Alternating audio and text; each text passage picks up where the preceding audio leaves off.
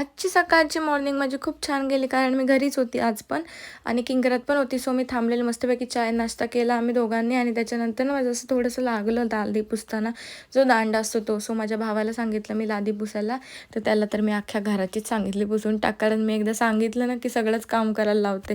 त्याच्यानंतर पप्पा आहे ते सगळं कापाकाप करत होते, सॅलड बनवायचं होतं. सो त्याच्यासाठी सगळे फळं वगैरे आणलेली, लिंब वगैरे, कारण जावयाला जेवायला बनवायचं होतं. सो मटण केलेलं, चिकन केलेलं, सगळं बनवलेलं आणि जेवायला बोलवलं आणि सगळेजण जेवायला बसले. त्याच्यानंतर संध्याकाळी आम्ही तिघंजणं गेलो अलिबागला.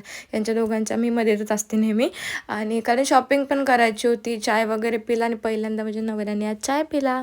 सो त्याच्यानंतर अन्वीमध्ये गेली, थोडंसं शॉपिंग केलं आणि आम्ही चाललो आहे बाहेर जरा त्याच्यासाठी थोडंसं काहीतरी खायचं होतं. आणि मग यांनी शोरमा खायला गेले कारण माझी बिलकुल पण इच्छा नव्हती खायची शोरमा.